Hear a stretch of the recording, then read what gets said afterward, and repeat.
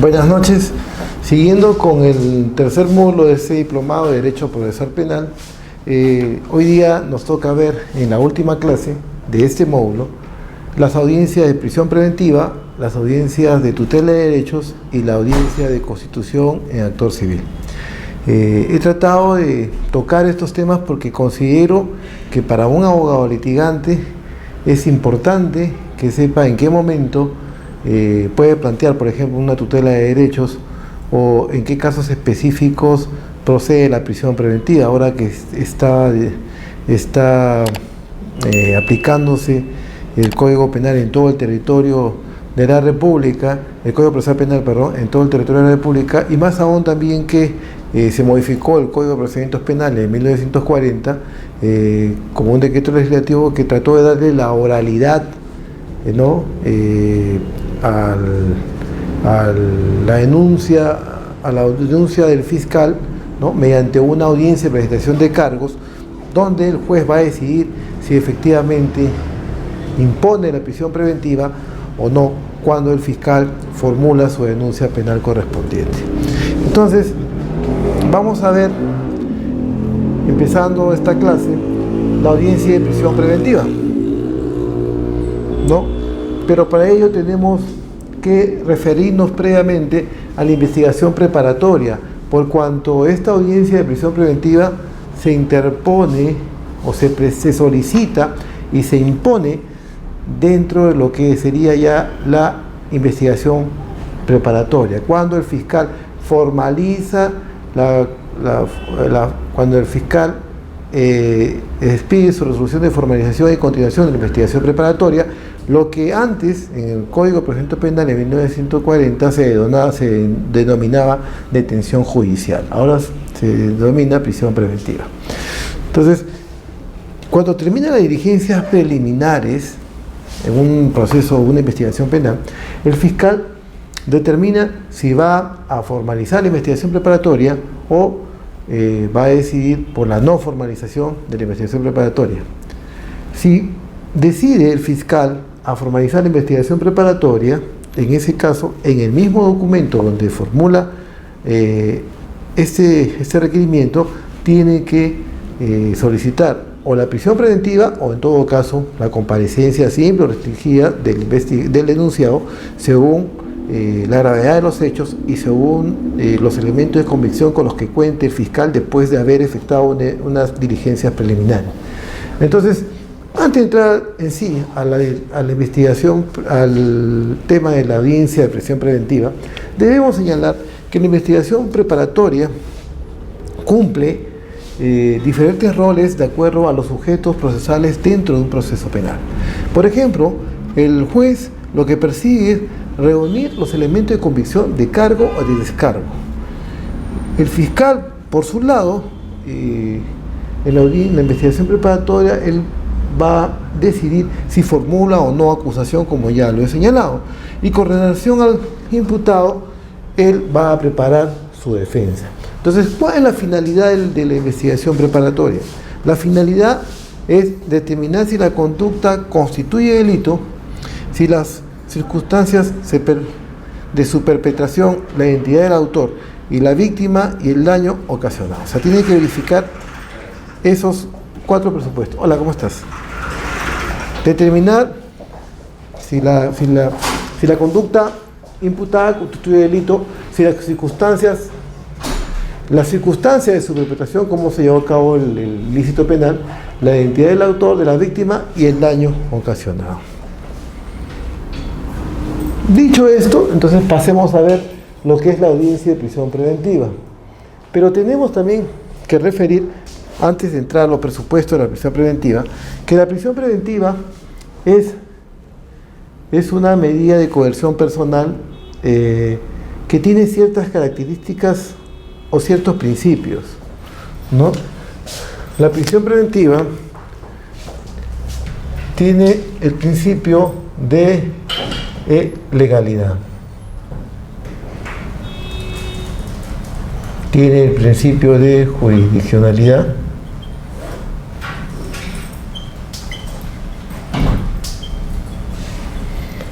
tiene el principio de temporal de temporalidad, tiene el principio de excepcionalidad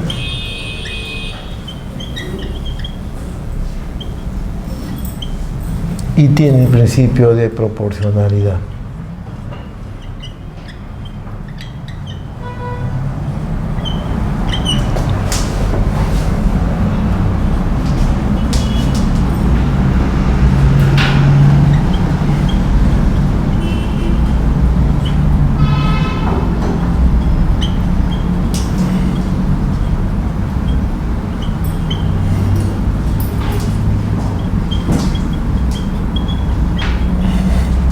Bien. Entonces, analicemos cada uno de estos, ¿no? Antes de entrar a la audiencia de prisión preventiva en sí, es bueno señalar que para que se expida la prisión, para que se ordene la prisión preventiva de un denunciado en la investigación preparatoria, esta prisión preventiva tiene que regirse en base a estos principios. El principio de legalidad, ¿por qué? Porque tiene que estar contemplada en la norma para poder ser decretada, dispuesta o ordenada. Y efectivamente el Código Procesal Penal señala, uno de sus artículos, que en caso de que la pena supere, o sea, si se cumplan con ciertos requisitos y los hechos revisan de mayor gravedad, procede la prisión preventiva. Entonces, sí está dentro del marco legal, por lo tanto, sí cumple el primer principio, que es la legalidad. Jurisdiccionalidad, este principio está referido que esta prisión preventiva solamente puede ser dictada por el juez. El fiscal, si bien es cierto que el fiscal la solicita, pero el fiscal no puede imponerla. El único que tiene la facultad para poder disponer una prisión preventiva es el juez. La temporalidad, sabemos que esta prisión preventiva tiene un plazo, ¿no? El código habla de 9 meses, que todavía no vamos a ver, de 18 meses y hasta 36 meses cuando es de crimen organizado. Entonces, esta prisión preventiva no es definitiva, porque solamente es por un periodo determinado a fin de que se asegurar que el imputado o el investigado esté presente en todas las diligencias y en todo el proceso para determinar su responsabilidad penal. Excepcionalidad, ¿por qué? Porque lo general es que se haga un proceso con mandato de comparecencia simple, pero excepcionalmente se puede imponer esta medida de prisión preventiva cuando los hechos o se cumpla con los presupuestos que vamos a ver más adelante y que exige el Código Procesal Penal para que se imponga la medida. Entonces, no es lo común, es excepcional, o sea, no se da siempre, sino de vez en cuando, pero ahora últimamente estamos viendo en los medios de comunicación que generalmente aplican esta medida como algo ya muy genérico, ¿no? O muy regular, pero es también en base al delito, porque el delito tiene que superar los 4 años. Por ejemplo, ese caso de Camino Forsyth, creo que es el que está acusado de feminicidio, en ese caso la pena supera los 8 años. Entonces, por eso es que le ponen la prisión preventiva, ¿no? Y proporcionalidad, ¿por qué? Porque la prisión preventiva tiene que estar en proporción a la gravedad de los hechos. Si es un hecho leve y no supera los 4 años la pena establecida para el delito que se está imputando al investigado, entonces automáticamente no correspondería a una prisión preventiva. Simplemente correspondería comparecencia simple o comparecencia restringida, pero no prisión preventiva. Entonces debe haber una proporcionalidad tanto entre los hechos, el hecho ocasionado, el daño ocasionado y la medida de coerción personal de la prisión preventiva. Bueno, dicho esto, entonces pasaremos a ver los requisitos para disponer la prisión preventiva.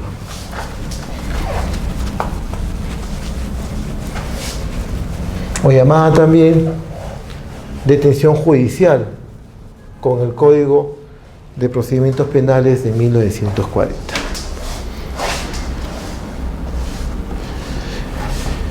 A ver, el Código Procesal Penal establece que hay presupuestos materiales, ¿no? Como por ejemplo, elementos de convicción, ¿no? De que se ha cometido el ilícito penal que se está denunciando y que tiene vinculación directa con la persona a la cual se está investigando, ya sea que éste haya participado o se tiene unos indicios de que haya una vinculación, que haya participado como autor, partícipe, qué sé yo. Pero la cosa es que tiene que haber elementos de convicción que permitan presumir que se ha cometido el ilícito penal y que ese está vinculado directamente con la persona que se está investigando. Esos son los elementos de convicción. Y la sanción superior a 4 años. O sea, la pena a imponerse en ese delito tiene que superar los 4 años necesariamente para que se imponga la prisión preventiva, como ya hemos dicho. Si es un delito que, por ejemplo, tiene una pena de 3 años, no correspondería a prisión preventiva. Por ejemplo, el delito de desobediencia y resistencia a la autoridad tiene una pena de 3 años. Entonces ahí, cuando el fiscal formaliza la investigación preparatoria, entonces ahí él no va a solicitar la prisión preventiva, sino en todo caso solicitará la comparecencia simple, ¿no? Lo que también ocurre ahora en Lima, que todavía se viene aplicando el proceso penal con el Código de 1940, ahí hemos tratado, o el legislador ha tratado de darle la oralidad a la etapa de la formalización de la denuncia.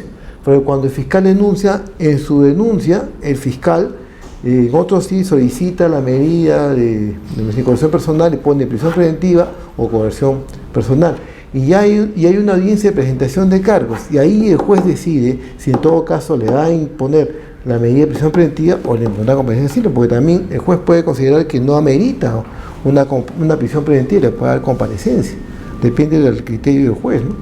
Pero es raro, porque si el delito pasa de 4 años y reviste gravedad, el juez de todas maneras le va a dictar una prisión preventiva, ¿no? Pertenecer a una organización delictiva o una reintegración a la misma. Esto fue derogado, porque antes estaba en el tipo penal inicialmente, pero después fue derogado. Pero lo he puesto porque esto es una situación agravante, ¿no?, que se debe tener en cuenta para poder imponer la medida de prisión preventiva. Antecedentes y otras circunstancias. O sea, el código señala de que debe tenerse en cuenta también los antecedentes que permitan presumir que el imputado va a eludir la acción de la justicia o va a perturbar la acción probatoria. Cuando hablamos de eludir la acción de probatoria, estamos hablando del peligro de fuga. Y cuando hablamos de perturbar la actividad probatoria, estamos hablando del peligro de obstaculización, ¿no? Entonces, para eso, el mismo código establece, en una procesión penal, establece qué criterios deben tomarse en cuenta, ¿no?, para el peligro de fuga. Entonces, habla del arraigo que debe tener acá el procesado o el imputado. Señala que debe acreditarse que él tiene arraigo, ya sea mediante un domicilio, donde su domicilio, ¿no?, real, donde su trabajo, ¿no?, o un domicilio familiar. El domicilio real es donde él vive, ¿no?, con su familia, con su esposa, sus hijos, donde generalmente él se queda a dormir y todo eso. ¿Cómo está? El domicilio laboral, donde él desempeña sus labores, ¿no? Y domicilio familiar, por ejemplo, un domicilio de su madre, de sus hermanos, ¿no? Entonces, eso debe tener en cuenta para poder acreditar el peligro de fuga, ¿no? Pero también algunos tratadistas dicen de que en el arraigo también debe tenerse en cuenta no solamente que el domicilio que él pudiera tener acá, sino ciertas conductas que evidenciarían que él quiere fugar, como por ejemplo que comienza a vender sus bienes, ¿no?, o que comienza a viajar constantemente, ¿no?, o saca una visa, por ejemplo, a Estados Unidos. Entonces, eso evidenciaría que ella no quiere quedarse acá y, lógicamente, que quiere salir fuera del país. Como el caso de Ollantaytamala, es un caso totalmente evidente que el juzgador ha tomado en cuenta la interpretación extensiva que hacen los tratadistas del arraigo. Porque, como le dije, no solamente tiene que ver el domicilio donde él todas las noches va y duerme, ¿no?, sino también algunas actitudes que evidenciarían que él quiere desprenderse de sus bienes para poder fugar. Y en ese caso de Ollantaytamala, el juez le da prisión preventiva por lavado de activos, porque dice que él le dio un poder a su hermana para que pueda salir con sus hijos dentro y fuera del país, ¿no? Y también que comenzó a desprenderse de sus bienes porque le dio en anticipo de legítima a su hija o sus hijos un departamento que él tenía en Miraflores, creo. Entonces, todas esas conductas, adicionalmente, deben ser tomadas en cuenta para ver si él pretende o no fugar del país. Y por eso que se acreditó que aparentemente no tenía el arraigo. Y por eso es que se le da la detención preventiva, ¿no? Es un caso bastante evidente, ¿no? La gravedad de la pena que se espera. Cuando hablamos de la gravedad de la pena que se espera, esto más que todo es un aspecto subjetivo del propio imputado, ¿no? Porque él, o sea, si yo estoy siendo procesado y veo que el delito, o sea, mi abogado, lo primero que le voy a decir a mi abogado, ¿cuánto es la pena que me puede imponer en ese delito? Bueno, señor, en ese delito, por ejemplo, Federación Tributaria es de 8 a 15 años, más o menos, le pondrán 12, pues, ¿no? 12, si es que lo reclamo por 12. Entonces, yo, como procesado, veo o estimo que si me condenan, la pena va a ser más de 8 años y que me puedo ir a la cárcel, lógicamente yo no voy a querer ir a la cárcel. Es evidente que voy a tratar de eludir la acción de justicia y de fugarme, ¿no?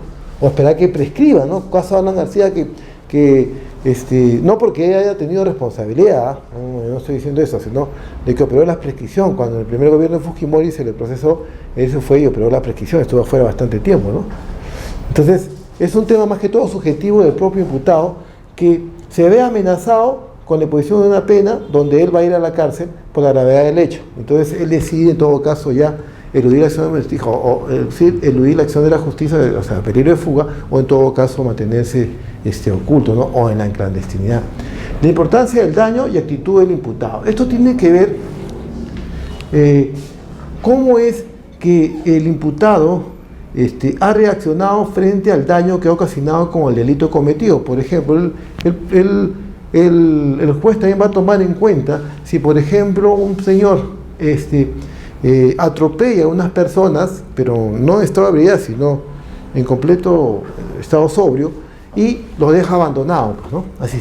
Omisión de asistencia de persona en peligro.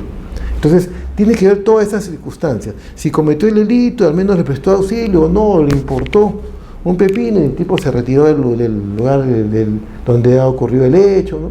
Y el daño era grave. Por ejemplo, le causa una lesión, por ejemplo, se me ocurre, una persona se entera de que su pareja le está sacando la vuelta con otro tipo, el tipo va, entonces con un bate de béisbol le rompe la pierna, ¿no? Y el tipo le pide disculpas, todo el agraviado le pide disculpas, todo, ¿no?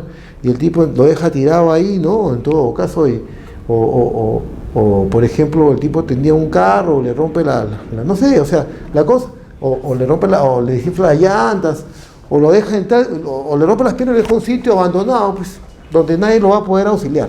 Entonces, todo eso ve el juez antes de, y el fiscal cuando solicita la prisión preventiva, y el juez lo ve cuando decide si le va a imponer o no la prisión preventiva. Entonces, la importancia del daño, qué tan grande es el daño que le ha ocasionado con el delito, y cuál ha sido la actitud del imputado después cometió el delito. O sea, estuvo presto, solícito a brindarle un mínimo auxilio o apoyo a la víctima, o simplemente le dio la espalda, se retiró del lugar y no le importó nada, ni las consecuencias, ni lo que hubiese podido superar a la víctima. Entonces, eso es lo que tiene el juez que tener en cuenta, y a eso se refiere ese inciso. Ahora, comportamiento del procesado en otro proceso u otro anterior. O sea, también tienen en cuenta los antecedentes en cuanto, pero al comportamiento, ¿no? O sea, estamos hablando acá ya de reincidentes o de habituales, ¿no? O sea, puede ser que el tipo sea una persona que se dedica, pues, que su modus vivendi sea por ejemplo, el robo, no robo agravado. Entonces, el tipo siempre asalta con arma de fuego, y en otros procesos anteriores se está haciendo un proceso de robo, y en otros procesos anteriores robo agravado, y en otros procesos anteriores también robo agravado. El tipo, bueno, le ha robado por la cabeza a la víctima, todo, y ni siquiera ha dejado tirada y se ha ido, ¿no? Entonces, todo eso el juez tiene que tener en cuenta para poder imponerle la prisión preventiva. El peligro de obstaculización. O sea, ese es es la otra arista, ¿no?, de los antecedentes y circunstancias, ¿no?, para poder pedir la prisión preventiva. Dijimos que el primero era cuando por los antecedentes o circunstancias el juez pueda prever que el imputado va a eludir la acción de la justicia, que es el peligro de fuga, o va a perturbar la actividad probatoria, que es justamente el peligro de obstaculización. Entonces, el mismo código dice que un primer supuesto cuando él destruye, modifica, oculta, sustracción o falsificación de elementos de prueba. Claro, lógicamente, si él ve que está bastante comprometido en cuanto a su responsabilidad en el ilícito penal, él va a querer en todo caso eliminar las pruebas, ¿no? Puede ser, no sé, se me ocurre que oculte el arma de fuego, que la oculte, ¿no? O que en todo caso, porque hay un precinto de seguridad, una línea de seguridad con el nuevo código, y él la arregla pues para que se pierda el arma, ¿no? O para que cambien, o cambien en todo caso algunos documentos, ¿no? O hay un acta, por ejemplo, de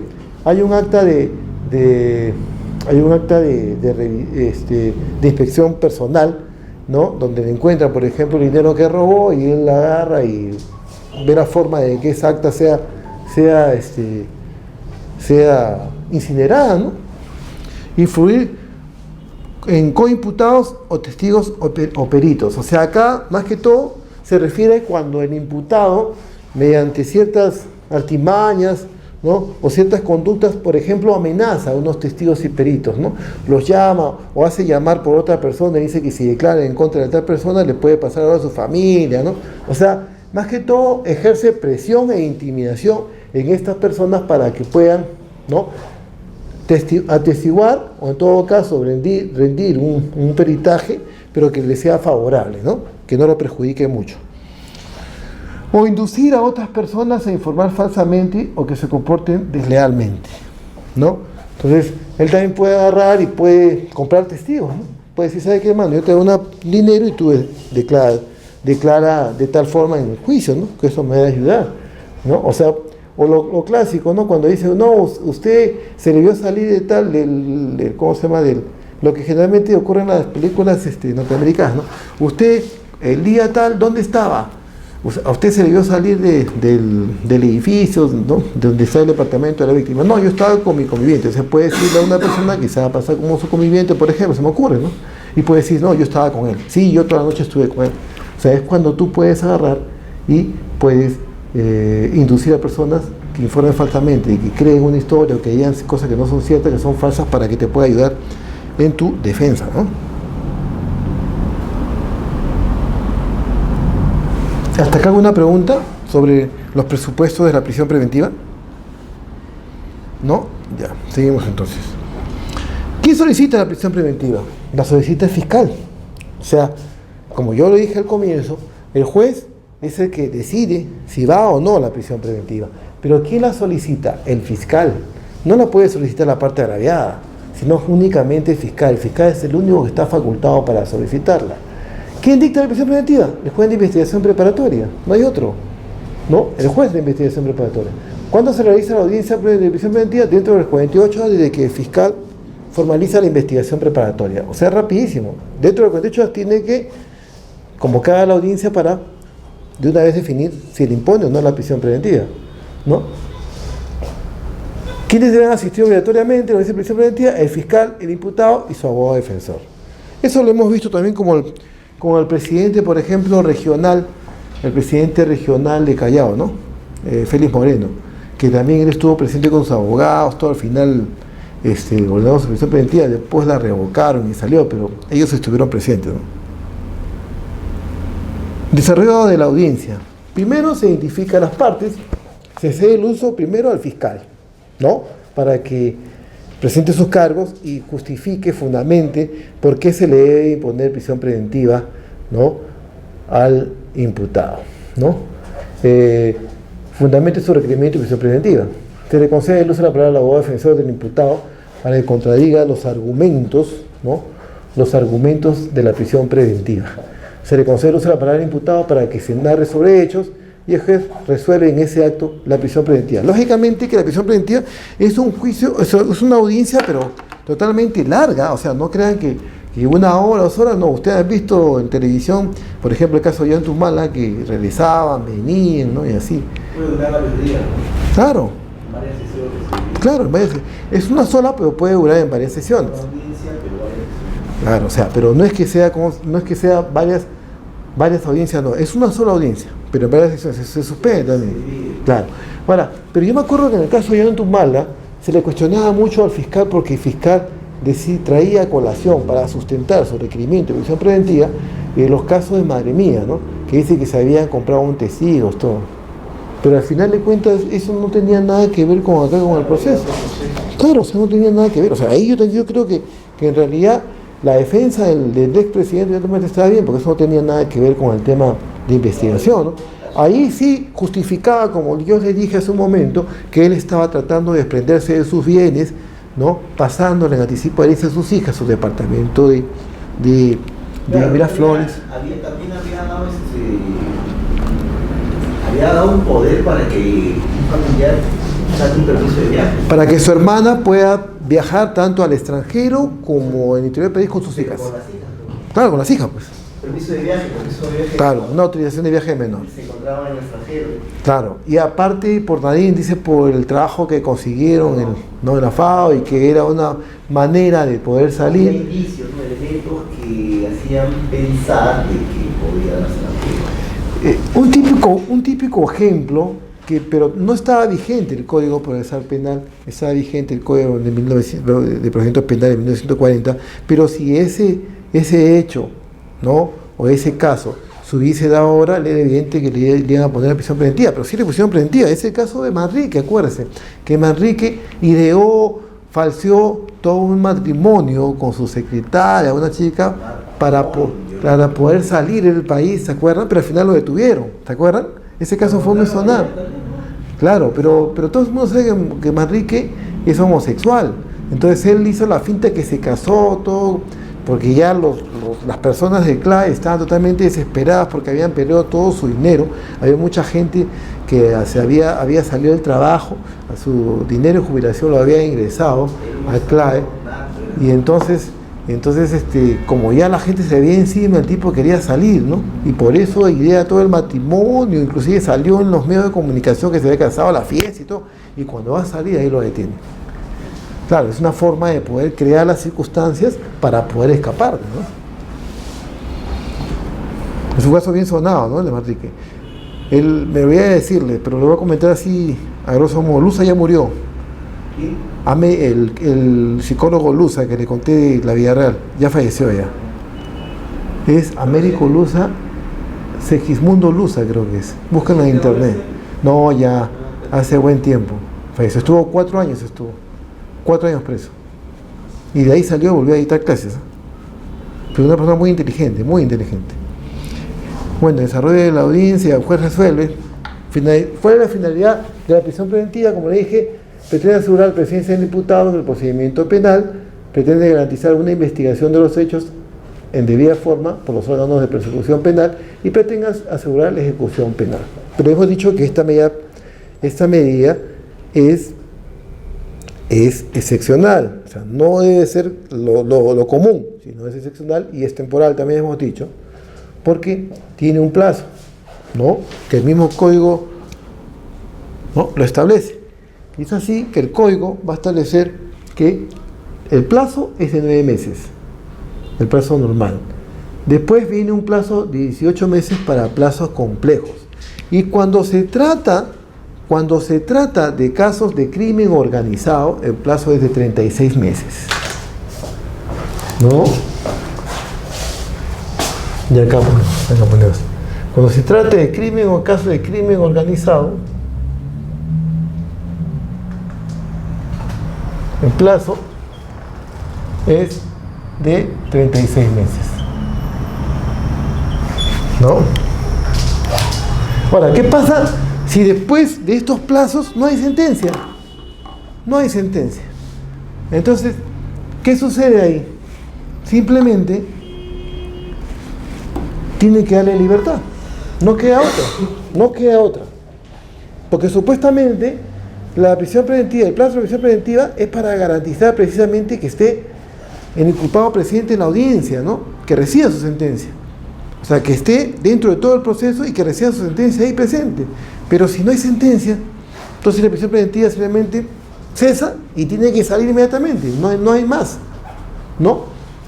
porque como le dije acá, es para asegurar las medidas de su presencia en las diligencias.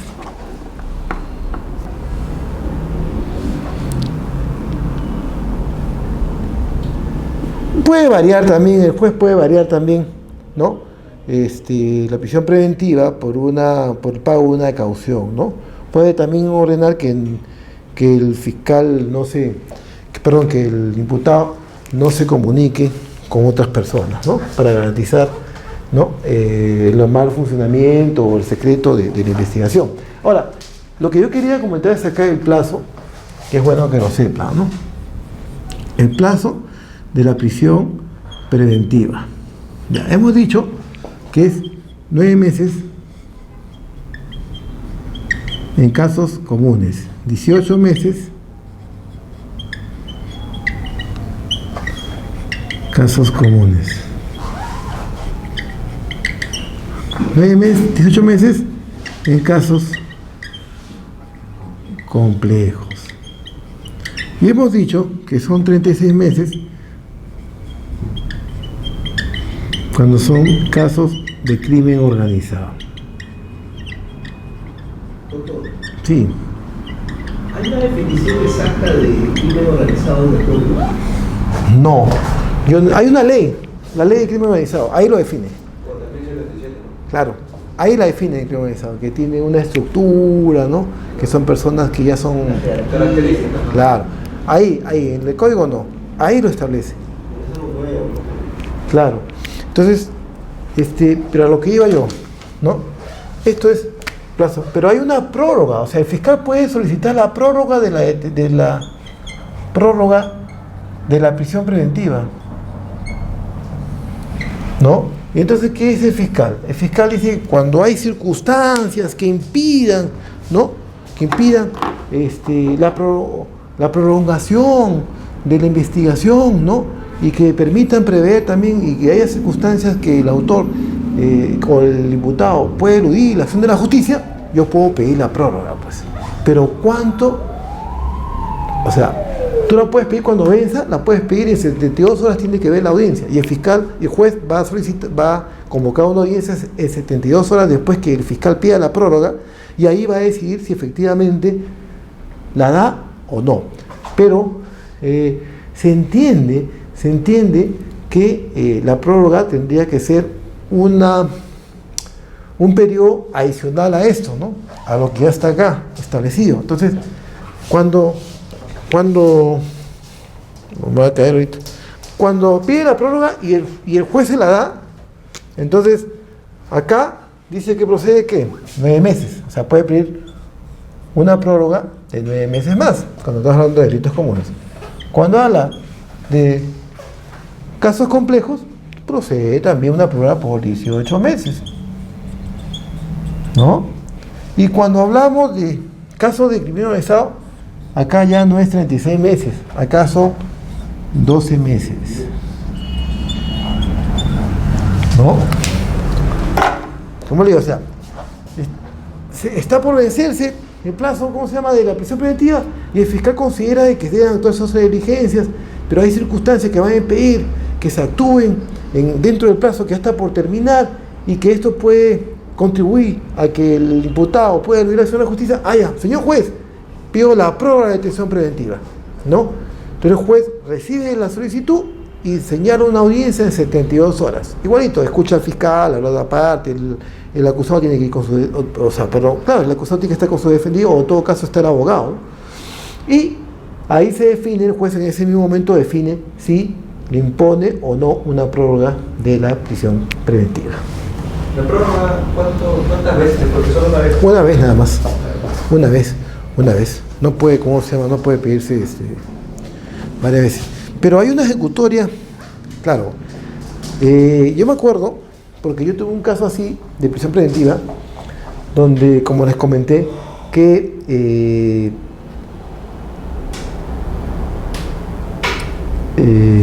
decía que la prisión preventiva es un tema que se discutió mucho, ¿no? La prisión preventiva dice que es hasta 9 meses en los procesos comunes, ¿ya? Vamos a ver. Entonces, pero como le digo, a veces los jueces te ponen 4 meses, o te ponen 6 meses, ¿no? ¿No? Entonces, antes había un problema con esto acá, ¿no? Después ya se aclaró el tema, pero había un problema de esto porque decían de que es hasta 9 meses. Yo pongo 4 meses, pero tenía que seguir hasta los 9 meses. Después salió si no me acuerdo, salió una ejecutoria suprema o un plenario, no me acuerdo bien, pero yo me acuerdo haber leído de que habían zanjado el tema diciendo que el término es hasta 9 meses. Yo le pone 4 o 5, y eso no significa que él va a tener que estar hasta los 9 meses. Si él le pone 4, después los 4 deben salir, salvo que no haya prórroga, ¿no? Salvo que el juez no le dé la prórroga. Pero si le pone 6 meses y no hay prórroga, él tiene que salir inmediatamente, no tengo que esperar los 9 meses, ¿no? Porque decían, no, le doy 6 meses, pero todavía falta alguna diligencia, entonces tiene que seguir hasta los 6 meses, hasta los 9 meses. No, un momentito, señor. Usted le da 6 meses, inmediatamente tiene que salir. A menos que el juez haya dictado una prórroga en virtud de la solicitud del fiscal. ¿Y la prórroga, esa solicitud del fiscal o del...? No, el fiscal. El único que puede solicitar la prisión preventiva y la prórroga de la prisión preventiva es el fiscal, no hay otro. ¿El juez no puede otorgar una prórroga de oficio? No. No. Tiene que ser a requerimiento del fiscal. El juez es el que decide, pero el que ordena, o sea, el que solicita es el fiscal. La apelación de prisión preventiva, el plazo de 3 días, el juez le dará los autos en 48 horas bajo responsabilidad de la sala, ¿no? La sala se pronuncia previa vista de la causa dentro de 72 horas de recibo del expediente, cita al fiscal superior, al abogado defensor, y la sala se pronuncia en el día de la vista de la causa o dentro de 48 horas después de la vista, ¿no? Cesación de la prisión preventiva, lo solicita el imputado cuantas veces lo estime pertinente, sea cuando nuevos elementos de convicción demuestren que no concurren los motivos que determinaron su imposición y resulte necesario sustituirla por comparecencia, ¿no? Claro, o sea, si tú ves que a lo largo de la investigación preparatoria, ¿no? Hay nuevos elementos que ya ponen en duda tu responsabilidad o que demuestran tu inocencia, tú puedes decirle, porque todavía no hay sentencia, ¿no? Es una etapa de investigación todavía, la primera etapa del proceso penal. Tú puedes pedir la cesación de la prisión preventiva, lógicamente, pidiendo que se cambie por una comparecencia restringida, ¿no? O una comparecencia simple, ¿no? O por una caución también, ¿no?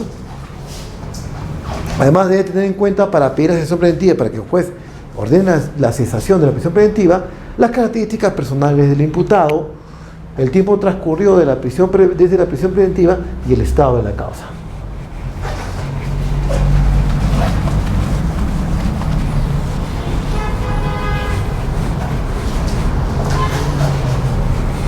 No, eso tiene que tener en cuenta el juez cuando ordena la cesación de la prisión preventiva.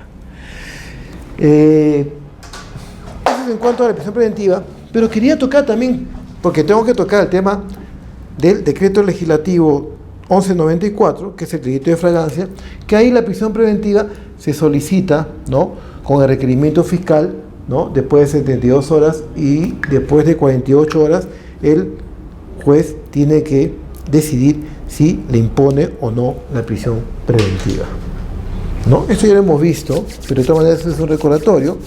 Al término de la investigación de mandato, al término del plazo del mandato policial, el fiscal debe solicitar al juez la iniciación del proceso inmediato. Claro, o sea, solamente lo puede tener por 24 horas. Después de 24 horas lo pone en posición del fiscal. ¿Correcto? Sí. ¿48 veces? 24, 48. Ya. Pero generalmente es 24 horas, ¿eh? No, ¿cómo se llama? Creo que se ha modificado el artículo de la Constitución. Sí, pero generalmente son 24 horas. O sea, se lo ha modificado ya 48 horas, pero generalmente es 24 horas, ¿no? Lo pone a disposición del fiscal, y el fiscal, en todo caso, en 48 horas, ¿no? Pero el fiscal solicita al juez la iniciación de proceso inmediato. Dentro de 48 horas siguientes al requerimiento fiscal, realiza la audiencia, ¿no? La audiencia para determinar el proceso inmediato, o sea, para determinar si procede o no el proceso inmediato, ¿no? Y el imputado se mantiene detenido hasta la audiencia. En el mismo requerimiento de incoación del proceso inmediato, el fiscal va a solicitar la prisión preventiva. Acá quería tocar el tema del pronunciamiento de la Corte Suprema sobre el peligro de fuga, que es un requisito, ¿no? Un presupuesto para dictar la prisión preventiva. Yo encontré esta casación, la 631-2015 de Arequipa, en donde la Corte Suprema establece ciertos criterios vinculantes para determinar el arraigo de la persona que viene siendo investigada y determinar si cumple o no los presupuestos para poder imponerle la prisión preventiva. Les comento, la persona que interpone la casación es un ciudadano español. Él es casado, el señor es casado con una peruana y tiene 2 hijos acá, o sea, sus hijos y su esposa son peruanos. El imputado era español y él es involucrado con unos funcionarios del gobierno regional de Arequipa y con su empresa porque decían que se habían coludido, ¿no?, para apropiarse de los bienes y caudales del Estado. Entonces, cuando se le abre la investigación, el juez de la investigación preparatoria solicita, a pedido del fiscal, le impone 6 meses de prisión preventiva, porque decía que había indicio de su responsabilidad, de la comisión de delito, y para asegurar que su estancia en el Perú, para que acuda a todas las diligencias, era necesaria una prisión preventiva, porque era español, y tenía un movimiento migratorio fuerte. El tipo iba, venía a España, porque el tipo era español, por su empresa, por trabajo, todo. También tenía un trabajo conocido acá, que era su empresa, y era gerente, y también tenía su esposa y sus hijos acá. Entonces, dice, no, a pesar de eso, por el momento migratorio hay que poner la prisión preventiva. Apela, va a la sala penal superior y la sala revoca la prisión preventiva de 6 meses y reformándola le impone 9 meses. O sea, le impone 9 meses más. O sea, perdón, 3 meses más. Entonces de 6 se fue a 9 y él interpone el recurso de casación. Entonces la Suprema comienza a analizar, ¿no?, ciertos aspectos del proceso, y la Suprema dice, pero se debe tener en cuenta que el arraigo está vinculado a 3 aspectos: a la posesión, ¿no?, al domicilio laboral y al domicilio familiar. El domicilio, la posesión donde tú generalmente vives, que tú todos los días vas, duermes, ¿no?, y de ahí te vas a trabajar y regresas. El domicilio laboral, donde está tu centro de trabajo, donde tú haces tus operaciones. Y el domicilio familiar, que es debe tomarse en cuenta con una familia que tú tienes acá, puede ser tus hermanos, tu mamá, qué sé yo, tus tíos, todo, ¿no? Y que él estaba dentro del presupuesto de la posesión, porque él tenía su domicilio acá. Y si bien él tenía un movimiento migratorio totalmente abundante, porque iba y venía a España, también debería tenerse en cuenta que una vez que se abrió la investigación preparatoria, él salió y después regresó. Entonces él no tiene intenciones de salir del país, o de fugarse, o de eludir la acción de la justicia, porque si él hubiese querido eludir la acción de la justicia, la primera vez que fue, se hubiese quedado allá. Además, él tiene su esposa acá y sus hijos están acá, sus hijos estudian acá, su esposa está acá, viven acá. Entonces, por más que él sea extranjero, no quiere decir de que podríamos decir de que él va a tratar de eludir la acción de la justicia, porque por el simple hecho de ser extranjero no podemos nosotros hacer esa afirmación. Sería una discriminación, dice la Suprema, y entonces declara fundada la casación y la revoca la prisión preventiva y la convierte en comparecencia restringida. Es un tema bastante interesante. Yo creo que tengo acá la casación, no se la he dejado a Silvia, pero en todo caso, no sé, ustedes sáquenle copia, porque es un tema bien interesante. En la prisión preventiva, en este caso, si se hubiera negado, hubiera sido válido argumentar una reforma en peor. No, por eso también la casación, ¿no? Porque acá tenía que ver los presupuestos.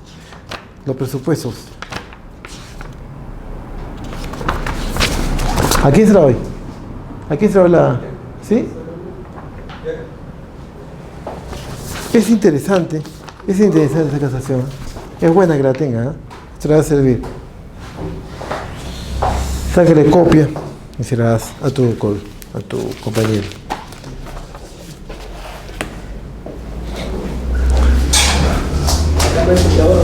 ¿Ah?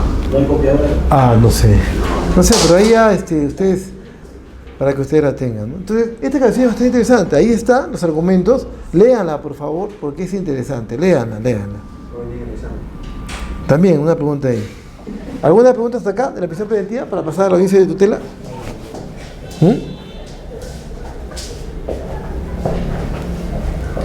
¿Alguna pregunta o no? ¿No? Ya. Entonces pasamos a la audiencia de tutela. ¿Pero qué significa la tutela? Nosotros hemos dicho, o generalmente lo que litigamos, siempre escuchamos de nuestros colegas, ¿no? Cuando nos encontramos en los pasillos del Poder Judicial, del Juzgado Civil, no, que acá se está vulnerando los derechos de mi patrocinante, entonces voy a plantear una audiencia de tutela de derechos. Tutela de derechos, sí, una tutela de derechos, pero ¿qué es la tutela de derechos, no? Muchos te dicen, no, entonces tú le preguntas, ¿pero qué es la tutela de derechos? No sé, pero yo la voy a plantear. Entonces, la definición que tiene la audiencia de tutela es que la tutela de derechos es una vía jurisdiccional por la cual una persona imputada en la comisión de un delito puede acudir cuando considere que la investigación preliminar o investigación preparatoria no se ha dado cumplimiento a las disposiciones o no se han respetado sus derechos. Ahora, esta es una figura nueva que impone el Código Procesal Penal del 2004. Antes no había esta figura, ¿no? Y me parece bastante revolucionario y bastante interesante, porque acá cuando tú ves que se ha vulnerado un derecho fundamental reconocido por la Constitución, tú puedes acudir al juez de investigación preparatoria, o también ahí el Código habla de juez de garantías, para solicitarle una tutela de derechos. Y básicamente, en base a tu pedido, va a haber una audiencia, ¿no? ¿Quién la pide? El imputado, más que todo, ¿no? Ahora, acá hay que tener en cuenta que esta audiencia de tutela, en todo caso, sería una garantía constitucional, ¿no?, de naturaleza procesal penal. Vuelvo a repetir.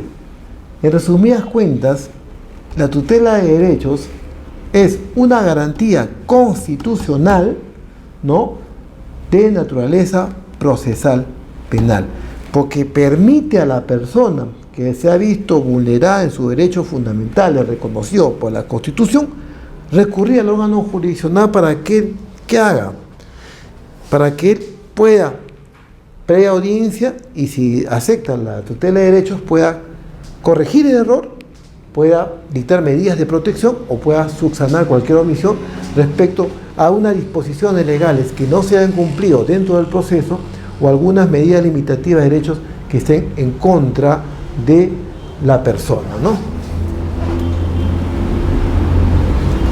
¿Quién es el legitimado para interponerla? El imputado, de acuerdo al artículo 7.1, ¿no?, inciso 4 del Código Procesal Penal.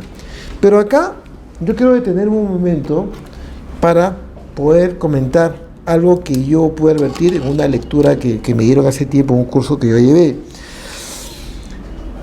Esta lectura señalaba que en los tiempos modernos y en el proceso adversarial que se sigue en el proceso penal, ¿no?, se trata de introducir al proceso, valga la redundancia, el principio de igualdad de armas, o sea, que tanto el imputado como el agraviado tengan los mismos derechos, ¿no?, y los mismos beneficios que le permitan ejercer tanto al agraviado su defensa como a la otra parte sus derechos con respecto a la reparación civil o en todo caso al resarcimiento del daño ocasionado.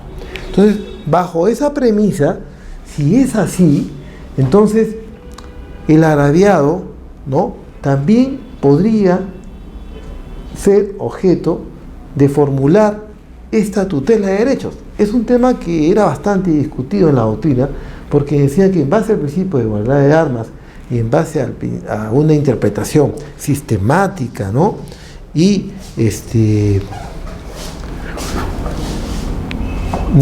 una interpretación sistemática, ¿no? Y pragmática, el imputado podía el agraviado también podía solicitar una tutela de derechos cuando se veía amenazado. Inclusive decía que el actor civil también lo podía hacer, ¿no? En cuanto, por ejemplo, a pedir la información, ¿no? Del proceso, porque su meta es intervenir en el proceso y coadyuvar con el fiscal al esclarecimiento de los hechos y que le resarcen el daño que le han ocasionado. Entonces, en base a eso, él podía también solicitar la medida cautelar. Después este tema fue zanjado porque la Corte Suprema, en un plenario, estableció algunos lineamientos donde decía que la única parte facultada para solicitar la audiencia de derechos es el imputado. No están comprendidos el actor civil ni la parte agraviada. Entonces, ahí también más adelante vamos a ver el número del plenario y todo eso. ¿En qué momento se solicita la audiencia de tutela? Ya, esta audiencia de tutela solamente se puede solicitar en la etapa de las diligencias preliminares o en la etapa de la investigación preparatoria. No hay más. No se puede interponer ni en la etapa intermedia ni en la etapa de juzgamiento. Eso también lo dice la Corte Suprema en su plenario. Ahí establece criterios y dice que Ahora, otra pregunta, doctor. sí. Una vez que se solicita la audiencia de tutela, ¿qué pasa con el proceso principal? ¿Se suspende? No se suspende, sigue su curso. ¿Camina paralelo? Sí, camina paralelo. Porque acá lo que trata es de, en todo caso, corregir un efecto, ¿no? Corregir un defecto, subsanar una omisión o dictar medida de protección. Pero ojo que esto es totalmente diferente a la nulidad. O sea, la nulidad no tiene nada que ver con la audiencia de tutela de derechos. Y si el juez ampara la audiencia, o sea, la tutela de derechos, no va a ordenar una nulidad. La nulidad está desterrada, está proscrita, es diferente a la tutela de derechos. Va a corregir. Por ejemplo, una tutela de derechos puede ser, por ejemplo, cuando al imputado no se le ha comunicado, la policía no le ha comunicado cuando lo detienen, o el fiscal, los cargos por los cuales es su detención, o cuáles son los cargos que se le imputan, ¿no? En el proceso que le está siguiendo. Entonces, si el juez ordena que se ampare la tutela de derechos, le ordena al fiscal o a la policía que en ese momento le diga, señor, usted está siendo no procesado por esto. O sea, puede ser a partir de la investigación preliminar y de la investigación preparatoria, ¿no? O también puede ser de que no se le haya notificado su detención, porque cuando te detienen te notifican.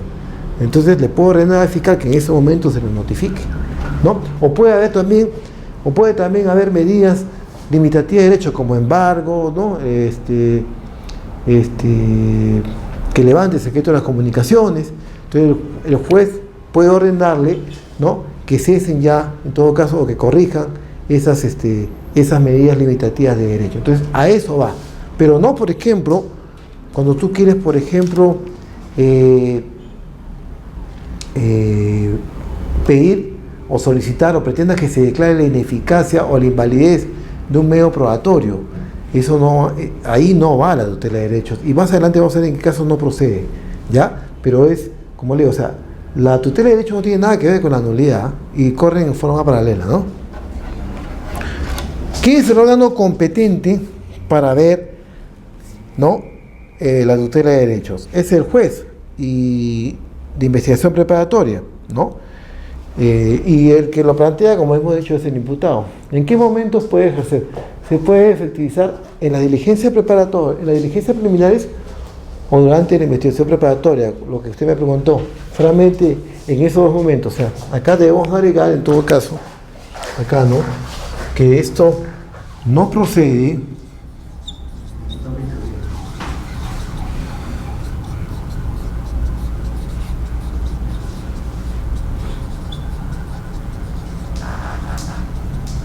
en intermedia ni en la etapa de juzgamiento, solamente en esos dos momentos.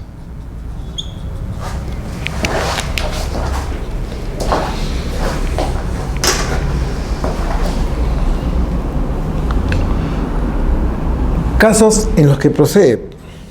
Primero, cuando no se ha dado cumplimiento dispuesto al artículo 71, inciso 1 del Código Procesal, esos artículos o esos dispositivos legales hablan de comunicarle efectivamente los cargos que los cuales se está investigando, o en todo caso las razones por las cuales se ha procedido a su detención. En esos casos, entonces necesariamente tú puedes solicitar una audiencia de tutela de derechos. Sí. Sí. Cuando los derechos del imputado no son respetados, ¿no? Cuando el imputado es objeto de medidas limitativas de derechos indebidas, como le dije, cuando hay tratamientos, objeto de comunicaciones, ¿no? Embargos, ¿no?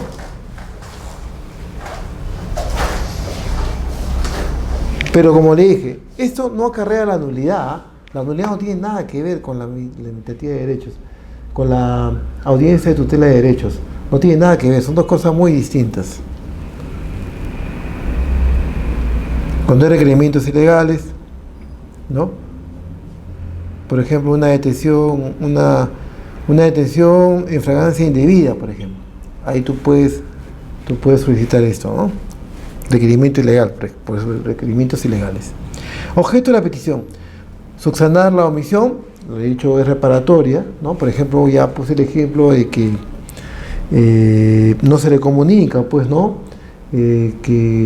Cuáles son los cargos que se le imputan, ¿no? En la investigación. Entonces, el juez le ordena a la policía que en ese momento, o al fiscal que en ese momento se lo ordene, se le diga: usted viene siendo investigado por esto. Dictar medidas de corrección, ¿no?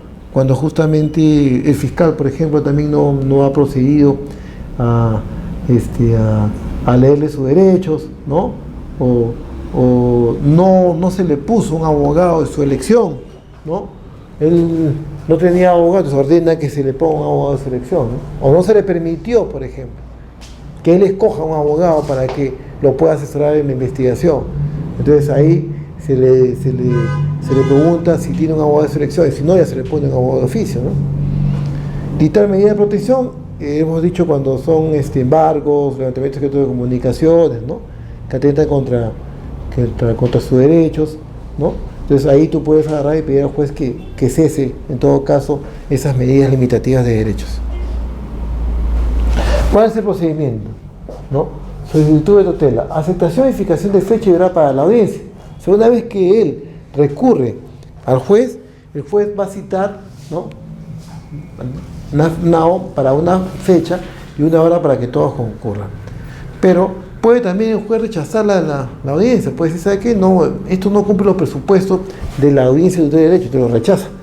Pero el cuento cuando hay malicia procesal al momento de solicitar tutela, obstruir la labor fiscal, por ejemplo, ¿no? Entonces el juez puede decir: ¿sabe qué? No, a mí no, esto para mí es una maniobra dilatoria. Entonces, ¿sabe qué? No te voy a aceptar tu tutela de derecho. Y la desestima. Dime. La audiencia de tutela en caso de ser puede influir en el trámite del proceso principal. Por ejemplo, de alguna manera podría afectar el curso de la investigación preparatoria. No, yo creo que no, porque lo que se pretende es que el proceso se lleve a cabo con todas las garantías de una correcta administración de justicia y que se respeten los derechos del imputado. Eso es lo que persigue. O sea, que el proceso se lleve, pero con respecto a los derechos de fundamental. Pero no tiene que ver con que le van a dar libertad o no, simplemente que el proceso sea, ¿no?, de acuerdo a lo que establece la ley. Claro, pero no tiene que ver con el fondo del asunto. Solamente tiene que ver con los derechos del imputado. O sea, lo que quiere, lo que quiso el legislador, claro, que se repite la forma. Eso nada más. O sea, no tiene que ver con el fondo del asunto. O sea, con lo que se está discutiendo, con el tema aprobando, si has cometido o no delito. No, lo que quiere es que el imputado se le detenga, o cuando se acerque a la autoridad jurisdiccional o a la autoridad fiscal se le comunique cuáles son los hechos que se le imputan, cuáles son los derechos que le asisten, si puede traer un abogado, o si no tiene, se le pone un oficio, ¿no? O por ejemplo, que ¿cómo se llama? Que también no pasó médico legista, y él dijo de que entonces, que efectivamente cuando la policía lo agarró, ¿no? Le pegó. Y al final el juez advierte que efectivamente tomaron fotos viendo que tenía algunos rasguños, algunos moretones. Entonces el juez sabe que el señor no tiene derecho. Entonces el juez ordena que vaya al médico legista, ¿no? Para determinar si había abuso de autoridad o no, pero eso es otra cosa, o sea, pero no tiene que ver con el fondo del asunto. O sea, no influye en el fondo del asunto. Simplemente es, como le vuelvo a repetir, que el proceso se lleve a cabo con todas las garantías, ¿no?, de la correcta administración de justicia. El imputado, al momento de que se realice la audiencia de tutela o se solicite la tutela de derechos, lo que busca, o bueno, hay que hacerse la advertencia previamente al fiscal de que está incurriendo en una falta, o inmediatamente puedo solicitar la audiencia de tutela sin que se comunique al fiscal de que subsane el error. No, tú no le comunicas al fiscal. Tú lo puedes hacer directamente o también lo puede hacer tu abogado, solicitar la tutela de derechos. Cuando uno advierte, ¿no?, que hay una afectación. Claro, con una afectación de derechos fundamentales, pero no tienes que decir al fiscal. Tú no tienes que decir al fiscal. O sea, tú no tienes que decir al fiscal, ¿sabe qué, fiscal? Usted me ha vulnerado el derecho. No. Tú vas a que el fiscal, obviamente, que si ha incurrido en una falta, en un error, que se subsane inmediatamente o que directamente él mismo lo haga. O sea, lo que me voy es que si el fiscal, ya, ok, ha incurrido en error, perfecto, pero si el imputado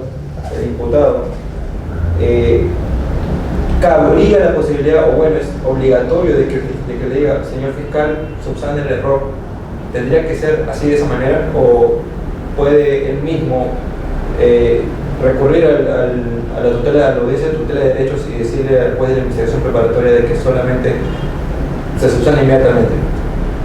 Él podría también solicitarlo, ¿eh? Podría pedir la nulidad, pero ahí podría pedir la nulidad, pero no sé si trabaja o no. O sea, generalmente cuando es tutela de derechos, tú ya no recurres al fiscal, sino de frente te das al juez, ¿no? Pero el fiscal tiene participación en esa audiencia. Sí. O sea, siempre va a decir, no, que se ha respetado todos sus derechos, claro. Se ha comunicado los motivos de detención, ¿no? Se le ha comunicado que hecho se le imputa, ¿no? Claro. Ese sería su papel, ¿no? O sea, también tiene participación en ese caso. Claro, sí le tiene que citar, porque él tiene que explicarle, porque el señor dice que no se le ha respetado esto, entonces sí se ha respetado esto, ¿no? La operativa ha sido así. Pasa que acá, en el acuerdo plenario 2002-2011, dice, ¿no?, que a partir del modelo procesal asumido del nuevo código, que el imputado en un primer momento deberá acudir al propio fiscal para solicitar las subsanaciones correspondientes, en orden a la precisión de los hechos atribuidos. Eso es lo que puedo observar del acuerdo plenario. ¿Cuál es el 4 de 2010? 2011. No, yo tengo el 4 de 2010. Pero, o sea, tú puedes solicitarlo, sí, pero generalmente tú vas directamente al juez, ¿no? Porque si el fiscal lo hace de oficio, es raro, ¿no? Es raro que lo haga de oficio, ¿no? Aparte tú lo puedes quejar también, ¿no? Por una omisión, lo puedes quejar. Entonces el fiscal, rara vez el fiscal de oficio o a pedido de una parte corrige algo. Por ejemplo, yo te digo, cuando yo agarro, o sea, y eso que soy árabe, nosotros somos árabes, no somos imputados, ¿no? Hay una resolución de la Fiscalía de la Nación que establecía 5 días para poder interponer un recurso de queja en comparación con el requerimiento de elevación, ¿no?, con el Código Procesal Penal, porque de acuerdo al decreto legislativo 052 de la Ley Orgánica del Ministerio Público, la queja solamente tenía 3 días cuando archivaban una denuncia, y el requerimiento de elevación, que es parecido a la queja, que es el nuevo Código Procesal Penal, son 5 días. Entonces salió una resolución de la Fiscalía que decía que debe equipararse a las disposiciones del Código Procesal Penal, entonces son 5 días, ¿correcto? Pero sin embargo unos fiscales a mí, cuando yo mandaba mi queja, me decían que no, porque son 3 días. Oiga, señor, pero hay no, son 3 días. Entonces yo tenía que agarrar y plantear una nulidad. Algunos me declaraban fundado, otros no, ¿eh? ¿Ves? Entonces, no es que sea obligatorio, es alternativo eso, o dice que es obligatorio ahí. dice,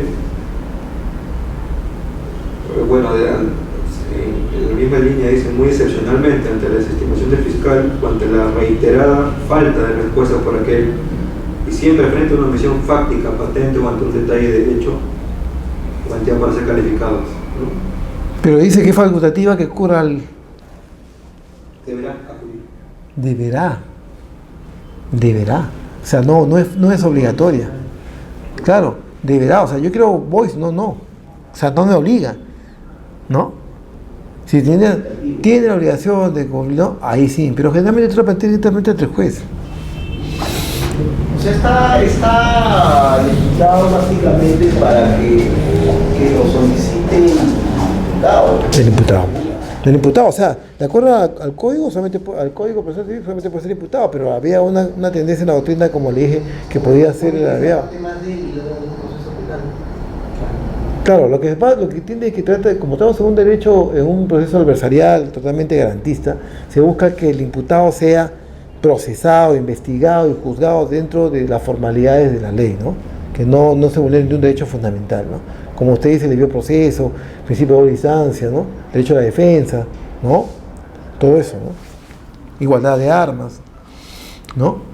En este acuerdo plenario, por ejemplo, en 2010, señalaba ahí, en el 04-2010, que la tutela de derechos solicitada por el sujeto pasivo agraviado, el tercero responsable o actor civil, debe ser rechazada liminarmente. O sea, acá ya zanja el tema, dice que no, de acuerdo, porque la doctrina decía que por una interpretación sistemática de las normas podría también comprenderse al agraviado y al actor civil para solicitar la tutela de derechos. Pero acá la Suprema dice no, solamente es el imputado, es el único que puede solicitar la audiencia de tutela de derechos. Solo puede ejercerse en la etapa de diligencias preliminares o ante la etapa de investigación preparatoria. No procede, no puede plantearse en la etapa intermedia ni en la etapa de juzgamiento. Por ejemplo, vamos a ver ahorita casos que no procede, pero un caso que no procede es cuando, por ejemplo, yo quiero cuestionar la ineficacia, ¿no? O sea, yo quiero solicitar la ineficacia o invalidez de un medio probatorio. Ahí no procede la tutela de derechos. Claro, ahí tendría que... ¿Por qué no procede? Porque eso se va a ver ¿dónde? En la etapa intermedia, cuando admiten los medios probatorios. Si es eficaz, es pertinente o no. Y de ahí también puede verse en la etapa del juzgamiento, ¿no? Porque ahí el juez puede tenerla en cuenta o no. Claro. O por ejemplo, yo no puedo pedir una tutela de derechos cuando el fiscal archiva una investigación. No, pues, o sea, para eso que está el recurso de elevación de actuados. ¿No? O por ejemplo, yo puedo decir, no, yo quiero una tutela de derechos porque no se ha actuado una diligencia en la investigación preparatoria. Un momentito, señor, un momentito. La norma señala que tú puedes plantear tu tutela de derechos siempre y cuando no atente contra actos procesales que tengan unos procedimientos preestablecidos para tales actos. Acá existe un procedimiento que es el control de desistimiento de diligencias preparatorias. Entonces, no pues, eso no va, ¿no? Entonces, hay que tener cuidado cuando planteas una tutela de derecho, ¿no? Porque también el juez lo puede tomar como que estás tratando de dilatar el proceso. Y la que va a calificar la tutela de derechos es el juez. Es el que va a decidir si procede o no procede. La puede desestimar también, como le dije, ¿eh? El juez, al calificar la solicitud, ¿no?, puede llevar adelante la audiencia y escuchar a las partes, ¿no?, o rechazar la solicitud cuando tenga por objeto obstruir la labor del fiscal, ¿no?, o acceder a la solicitud o convocar a una audiencia cuando se requiera urgente atención y convocar a una audiencia, ¿no?, que importa un retraso. Otro mecanismo, control de plazos, ¿no? En una modalidad específica de tutela de derechos que ha merecido regulación separada de ella debido a su gran importancia en el actual sistema procesal, ¿no? ¿En qué procede? ¿Cuándo procede este control de plazo? Cuando alguien se considera afectado por la excesiva duración de las investigaciones preliminares, solicita al fiscal su conclusión y dicte la disposición que corresponda. Acá, o sea, nosotros sabemos que la investigación preparatoria tiene un plazo determinado, o sea, los plazos son perentorios, puede haber una prórroga, porque eso lo permite. Pero ¿qué pasa si se excede? Por ejemplo, yo tengo temas de investigación preparatoria que se han excedido y están como 2 años, ¿no? Entonces, yo puedo pedir tú puedes pedir un control de plazas, ¿no?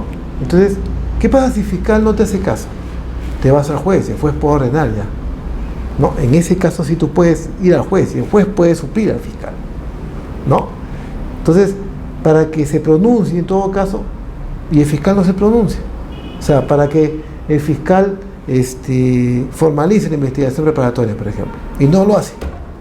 Entonces, no tengo respuesta, me voy al juez, pido un control de plazo, ya es accedido en demasía el plazo, ¿no? Si el fiscal no acepta la solicitud de afectado fisco en plazo razonable, este último deberá recurrir al juez de investigación preparatoria en el plazo de 5 días y estando su pronunciamiento. Eso es lo que yo le decía, ¿no? Que generalmente se da en esos casos que es el plenario, en estos casos es donde tú acudes al juez. Porque generalmente tú vas directo al juez. Cuando quieres un otro derecho por una debida medida de limitación de derechos, ¿no? Ahí sí vas.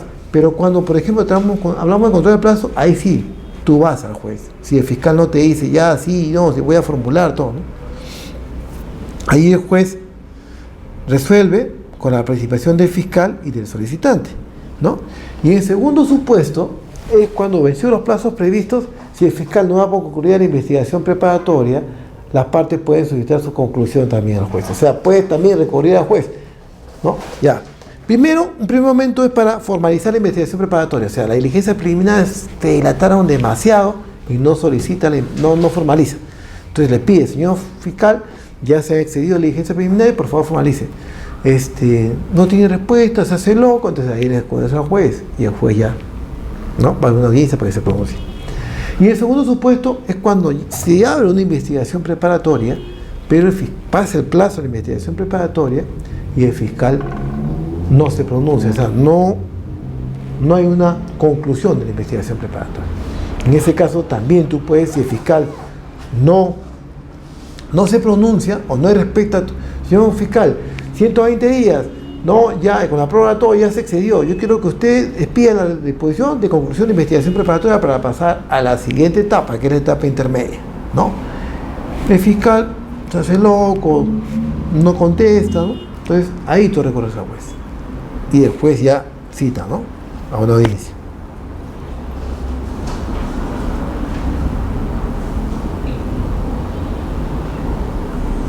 ¿No? Ahora, ¿en qué casos no procede? ¿En qué casos no procede la audiencia de tutela? Que es bueno, ¿cómo se llama? Que ustedes sepan. Primero, eso ténganlo en cuenta porque eso sí va a venir en el examen. ¿En qué casos no? Eso no está en la separata. ¿En qué casos no procede? Primero, cuando tú quieras cuestionar la validez de un acto procesal, por ejemplo, ¿no? ¿Por qué no procede en ese caso? Porque en ese caso, como yo le dije hace un momento, la tutela de derechos procede cuando tú no respetes los derechos fundamentales o los procedimientos legales establecidos por ley, salvo que exista un procedimiento, con excepción de aquellos procedimientos que ya tienen que tienen un trámite previsto en la ley, ¿no? Entonces, acá, cuando tú quieres cuestionar, ¿no?, la validez de un acto procesal, ¿qué procede? Procede la nulidad. Entonces, tú ahí tienes que invocar la nulidad. No puedes tú invocar una tutela de derechos. Entonces, en ese caso, cuando tú quieres, vuelvo a incidir, primer caso, cuando quieres cuestionar la validez de un acto procesal, simplemente tienes que plantear una nulidad. Ahí no procede la tutela de derechos. Segundo caso, cuando tú quieras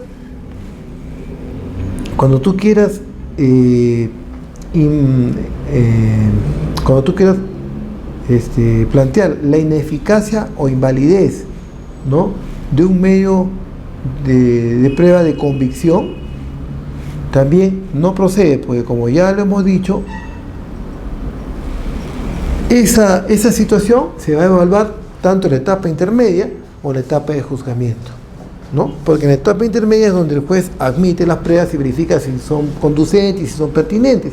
En la etapa de juzgamiento el juez verá si la toma en cuenta o no para expedir la resolución pertinente. Entonces, el segundo caso es cuando planteas la ineficacia o invalidez de un medio de prueba de convicción. Tercer caso, cuando tú pides una tutela de derecho cuestionando un archivamiento preliminar. Ahí no procede porque simplemente la norma establece que en ese caso tendrías que expedir un requerimiento o presentar un requerimiento de elevación, ¿no? De actuados. Otro caso, el cuarto caso, cuando tú pretendas cuestionar que no se ha llevado a cabo una diligencia en la etapa de la investigación preparatoria, ¿no? Tú pretendas cuestionar que no se ha llevado a cabo una diligencia en la etapa de la investigación preparatoria. No procede porque el mismo Código Procesal Penal establece el control de desistimiento de diligencias en la etapa investigatoria, ¿no? Entonces, ahí hay un mecanismo para poder cuestionar esa situación, ¿no? Cuarto caso. Y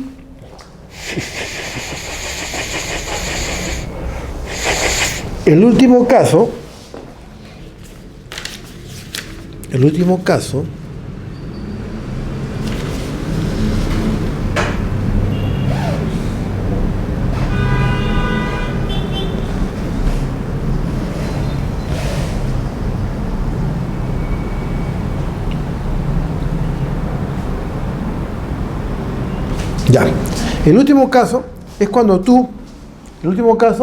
es cuando tú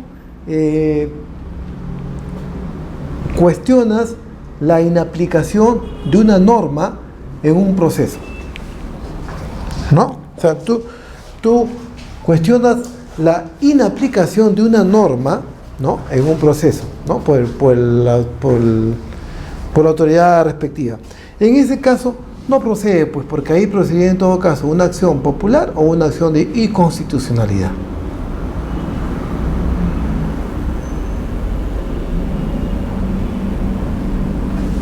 En esos casos, específicamente, no procede la tutela de derechos.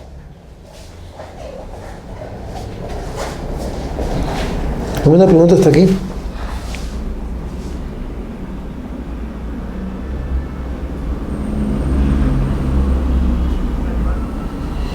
Bueno, entonces pasemos a la última audiencia, que es la audiencia de constitución del actor civil. El actor civil es una persona que puede ser agraviado o sujeto pasivo del delito, es decir, quien directamente ha sufrido el daño criminal y en defecto de él el perjudicado, esto es, el sujeto pasivo del daño indemnizable o el titular de interés directamente o inmediatamente lesionado por el delito, que deduce expresamente en el proceso penal una pretensión patrimonial. Entonces acá el afectado con el delito que persigue que, bueno, denuncia el hecho, el fiscal hace suya su denuncia, ¿no? Ejercita la acción penal y como titular de la acción penal, si hay responsabilidad, después va a emitir un requerimiento, ¿no? Acusatorio, y va a pedir una pena y una reparación civil. Pero el actor civil generalmente lo que busca es una retribución económica para resarcir o que esa retribución económica sea acorde con el daño ocasionado por el delito cometido en su agravio. Por eso dice que su pretensión más que todo es patrimonial, ¿no? Requisito para constituirse actor civil. Estos requisitos han sido incorporados en el nuevo Código Procesal Penal y ha causado una revolución porque justamente uno de sus colegas que estuvo sentado acá manifestó que él había presentado una solicitud de constitución civil y que el juez la había denegado, ¿no? ¿Por qué? Porque anteriormente tú no tenías que cumplir con todos estos requisitos, simplemente presentabas un escrito que era totalmente escueto, decía: señor juez del séptimo juzgado de instrucción penal, por ejemplo, yo, fulano de tal, ¿no? En el proceso penal seguido contra el señor tal por el delito de tal, usted con respecto a yo, que de conformidad con el artículo 54 y siguiente del Código de Procedimientos Penales, solicito se se me constituya en parte civil. Nada más. No tenías que fundamentar, no tenías que decir nada más. Y el juez sacaba una resolución y decía, proviene el escrito tal, constituye en parte civil al señor tal. Nada más. O sea, creo que el escrito tenía 2 o 3 hojas. Cuando yo practicaba en el juzgado, sacábamos a cada rato las resoluciones y era impresionante, pues dos líneas nada más. Ahora ya no, ahora tienes que fundamentar. O sea, tienes que, primero las generalidades de ley, ¿no? De la persona física, ¿no? De la persona que está pidiendo, del representante legal, ¿no? Su identificación y todo eso. Nombre del imputado, ¿no? O en su caso, el defensor civilmente responsable, contra quién se va a proceder. O sea, tiene más requisitos formales, ¿no? El relato en su agravio y exposición de las razones que justifican su pretensión. O sea, yo tengo que decir como parte civil, generalmente cuando hay una audiencia, por ejemplo, acá lo tengo que poner, pero más o menos para que ustedes se den cuenta. Si tú vas a una audiencia, ¿no?, de juicio oral y estás constituido actor civil, ¿no? Entonces, cuando se inicia la audiencia, vienen los alegatos de apertura. El juez, primero, instala la audiencia y se luce la palabra al fiscal. Y el fiscal comienza, ¿no? El fiscal comienza con su alegato de apertura. Al señor se le atribuye el delito de tal, ¿no? En circunstancias de tal, mediante estos medios probatorios vamos a probar en el juicio oral que el señor tiene responsabilidad por esto, elemento de convicción con lo cual contamos, y comienza con su speech. Después viene el abogado de la defensa, ¿no? El abogado de la defensa viene y dice, no, nosotros vamos a probar que acá no ha habido delito, ¿no? Que solamente había una intención, o que ha habido un error material, no sé, bueno, ya él presenta su teoría del caso. Y después nos corre traslado a nosotros, ¿no? Nosotros vamos a hacer un alegato, pero no vamos a decir, sí señor, que cometió el delito.